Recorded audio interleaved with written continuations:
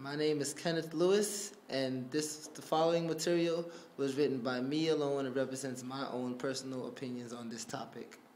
My name is Joshua Sanchez. The following material was written by me alone and represents my own personal opinions on this topic.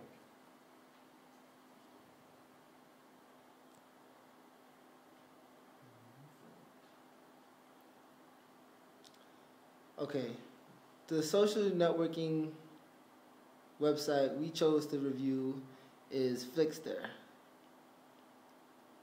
And on Flixster, it asks you to create a profile. And in the beginning of the profile, they ask you to review a few movies on a 1 to 5 star basis on how much you like the movies. And they do this to give some information for you to put on your profile about what movies you like and actors. And they also use this information to help you meet other people who may have similar interest in movies as you do. As you can see, those are the reviews of the movies chosen.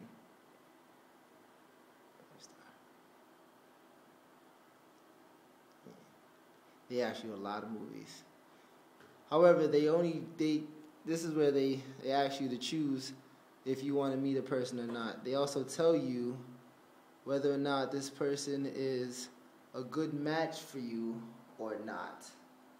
And then you could choose yes or no if you would like to meet that person. And if you choose no, the person will never know, and there will be no rejection. Okay. Unfortunately, though, through the beginning process, when they ask you what movies to review, they only give you a certain amount to choose from. So basically, they dictate which movies they consider funny or action-y, and they determine whether or not you have, a good sense of humor or lack thereof, and other things.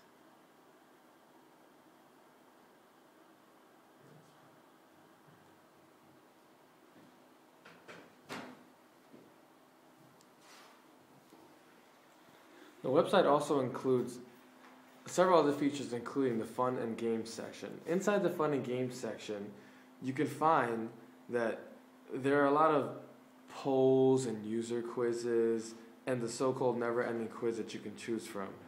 The majority of the content is actually created by the users, and created by the user means it's very subjective, and some people may not like them or take part in these quizzes because they're about specific topics that people like, whether it's The Simpsons or a specific TV show or something you may not have interest in. So you really have to go searching in there just to find something you may want to do. And basically the interface for it is really poor, and since it's made by the users, it really doesn't reach out to everyone. Another problem with it is, while they say that it's fun and games, it's really just a bunch of quizzes where you can click the dots and go on and move to the next question, and it can be rather boring and repetitive, and after a while it just seems to be that you're just clicking through pictures and going on to the next to find some poll that really doesn't do much than kill time. I guess the one problem with that is that you'd really have to be interested to go out and find these things rather than having it find you, because it doesn't seem very social when you have to go search for everything to find something that you like. Another thing the website offers is the ability to watch movies, or the Watch Now feature. The one thing about the Watch Now feature is that it refers you to movies that they have, although many of them aren't very recent. While looking through the Watch Now's tab, I couldn't find any movie that I actually knew. And when looking through the actual features, the movies that they feature, it's not even centered on the site. What they do is they embed a video from another website in theirs, and it actually goes to Hulu.com for some videos where you have to sit there and watch commercials. So the website doesn't even truly offer videos, it just tells you that it does, and basically sends you to another source. Other than that, the website provides pretty good features, kind of like any other movie website where you can buy tickets online and find other movies, as well as showtimes and locations. But what the website seems to lack is it has an app for the iPhone and other smartphones where it allows you to see movies, but it really takes away the social feature. The Facebook app includes the ability to do everything you can on Facebook mobilely, but on the Flixster app, it seems to just divert you to finding movies, which kind of takes away from taking Flixster on the go, even though they have an app.